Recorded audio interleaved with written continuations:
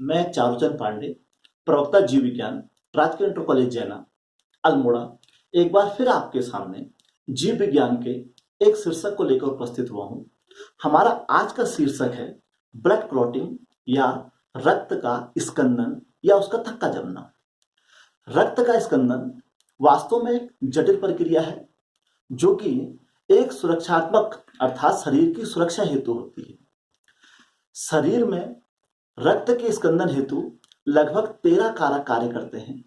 जो कारक रुधिर के स्कंदन में सहायता करते हैं उन्हें कोएगुलेंट फैक्टर यानी कि स्कंदन कारक कहा जाता है, और जो कारक रुधिर के स्कंदन में सहायक नहीं होते हैं उन्हें एंटीकोएगुलेंट अर्थात प्रतिस्कंदन कारक कहा जाता है।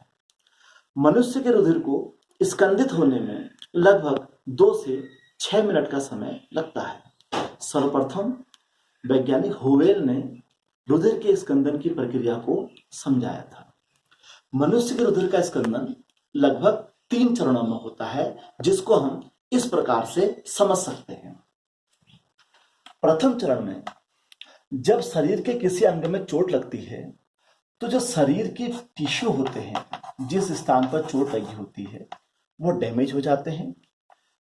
उस टिश्यू में उपस्थित एक प्रोटीन जिसे थ्रोम्बोप्लास्टिन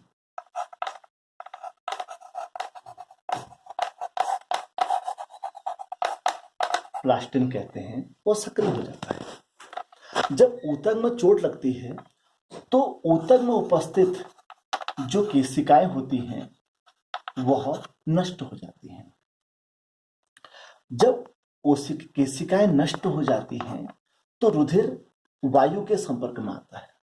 वायु के संपर्क में आने पर जो रुधिर में प्लेटलेट्स होते हैं वे कटना, डैमेज होना शुरू हो जाते हैं। तो प्लेटलेट्स के अंदर उपस्थित थ्रोम्बोप्लास्टिन प्रोटीन एक्टिव हो जाता है।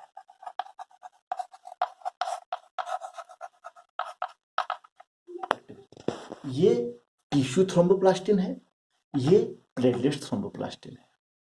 इन थ्रोम्बोप्लास्टिन में ग्लाइकोप्रोटीन और फॉस्फोलिपिड्स होते हैं जो कि रुधिर में उपस्थित कोएगुलेंट फैक्टर स्कंदन कारक कहते हैं, जिन्हें नंबर 6, 7 और नंबर 10, ये नंबर 7 और नंबर 10 कारक जो होते हैं वे रुधिर में उपस्थित कैल्शियम के आयनों से क्रिया करके प्रोथ्रोम्बिनेज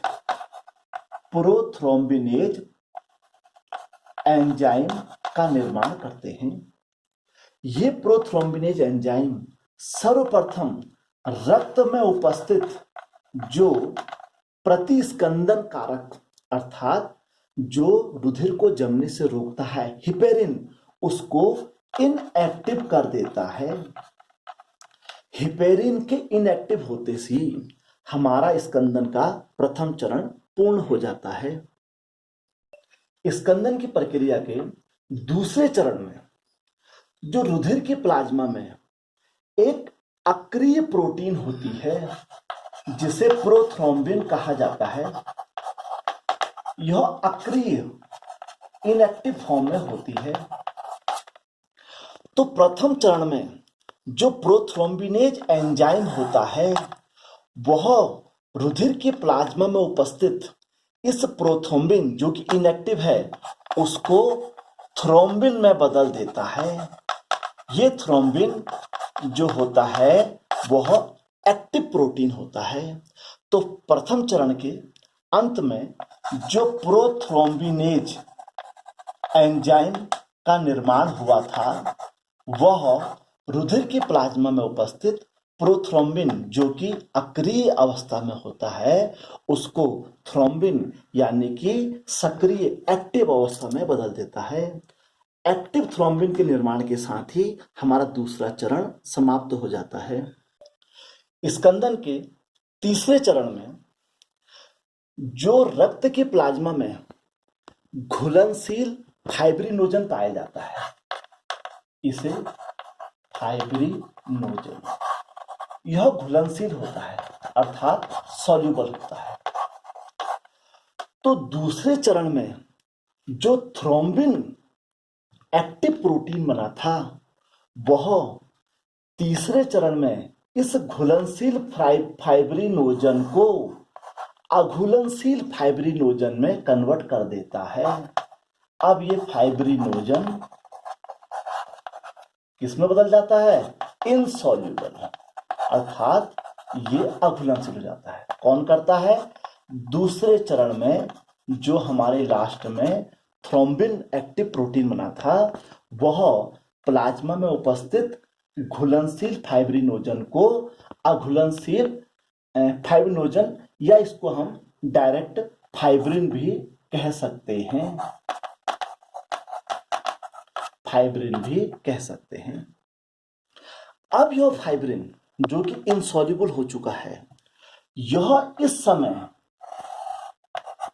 कैल्शियम आयनों की उपस्थिति में और यहां पर एक कोएगुलेंट फैक्टर जिसे कहते हैं 13th यानी कि 13वां, यह 13वां फैक्टर फाइब्रिन स्थायी कारक भी कहलाता है, अर्थात यह फैक्टर इस फाइब्रिन को स्थायी करता है। यह फाइब्रिन कैल्शियम आयन और 13वें कारक के साथ मिलकर फाइब्रिन फाइबर बनाता है। यहां से यह फाइब्रिन फाइबर में कन्वर्ट हो जाता है, अर्थात इसके तंतु बन जाते हैं। ये तंतु शरीर के जिस अंग में चोट लगी होती है उस जगह पर जाकर ये वहां पर नेट यानी कि जाल, फाइब्रिन का जाल बना देते हैं। उस जाल में लाल रुधिर कणिकाएं अर्थात आरबीसी जम जाती हैं, फंस जाती हैं, जिससे उस जगह से रुधिर निकलना बंद हो जाता है और हमारा रुधिर का थक्का बन जाता है। इस प्रकार यह स्कंदन का तीसरा चरण भी पूरा हमारा हो गया और यह ब्लड क्लॉट का निर्माण हो गया। इस प्रकार हमने देखा कि रुधिर का थक्का जो होता है वह 3 चरणों में बनता है। तीसरे चरण के बनने के बाद जब थक्का पूरी तरह बन चुका होता है, उसके पश्चात रुधिर के थक्के से सीरम बाहर निकलता है।